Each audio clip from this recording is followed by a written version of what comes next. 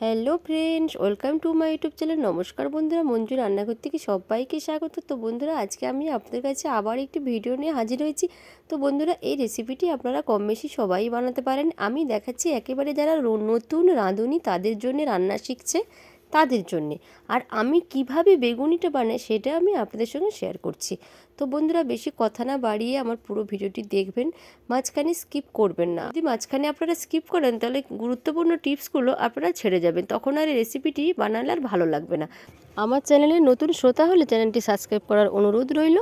আর হাতের কাছে notification bell আইকনটি প্রেস করে অল করে দেবেন, যে নতুন নতুন ভিডিওগুলো ছাড়বো সরাসরি আপনাদের কাছে পৌঁছতে পারে। তো বন্ধুরা, লাইক কমেন্ট শেয়ার করতে ভুলবেন না। তো চলুন বন্ধুরা, ভিডিওটি স্টার্ট করা যাক।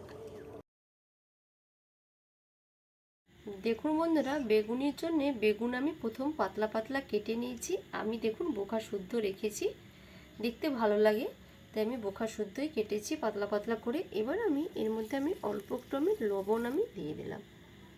এরপর আমি দেব অল্প একটু হলুদ দিয়ে আমি এটাকে মাখিয়ে রেখে দিয়ে এটাকে আমি সরিয়ে দেবো।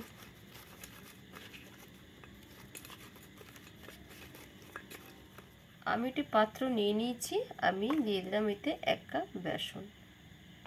এর মধ্যে আমি দিয়ে দেবো স্বাদ অনুযায়ী লবণ, কারণ আমি বেগুনে লবণ দিয়েছি, এতে আমি পরিমাণে অল্প একটু লবণ দিলাম। আর একটু আমি দিলাম হলুদ। আর আমি অল্প একটু দেব কালো জিরে। কালো জিরেটা দিলে এর গন্ধটা খুব ভালো লাগে, বেগুনের গন্ধটা খুব সুন্দর লাগে। এবার আমি এর মধ্যে দিয়ে দেবো 4 ভাগের 1 ভাগ আমি খাবার সোডা। খাবার সোডাটা আমি অল্প দিলাম, মানে 1 চামচের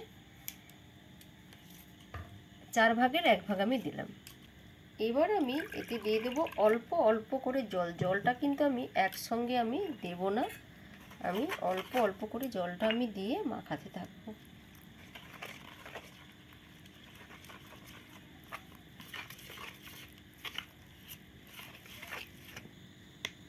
আমি আরও একটু জল দিয়ে দিলাম, কারণ বেসনটাকে যত ফেটাবো তত কিন্তু বেগুনিটা খুব ভালো হবে। আর এই ফেটাতে ফেটাতে লক্ষ্য করে দেখতে হবে বেসনের মধ্যে যেন কোনো রকম কোনো দলা ভাব না রয়ে যায়।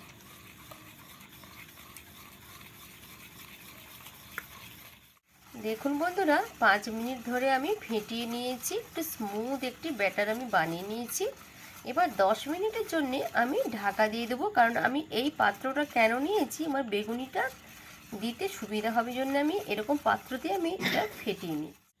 দেখুন, আমি চামচ দিয়ে দেখিয়ে দিচ্ছি, আমি ঘনত্বটা ঠিক এইভাবে রেখেছি। এবার আমি 10 মিনিটের জন্য রেস্টে রেখে দেব। দেখুন বন্ধুরা, আমি একটা কড়াই বসিয়ে দিয়েছি, তেল গরম হয়ে গেছে। এবার আমি বেগুনগুলোকে এর মধ্যে ছেড়ে দেব।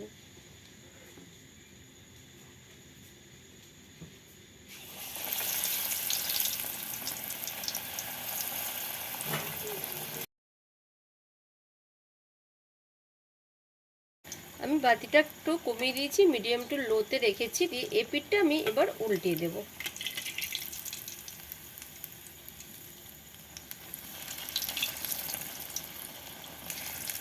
বেগুনিটা হয়ে গেছে, এবার আমি এটাকে উঠিয়ে নিচ্ছি। দিয়ে আমি একটি সাদা পেপারের মধ্যে রেখে দিলাম, এর যে আলগা তেলটা ওতে টেনে নেবে। এইভাবে আমি সব বেগুনগুলো ভেজে নেব। আরেকটা বেগুন আমি দিয়ে আপনাদেরকে দেখাচ্ছি।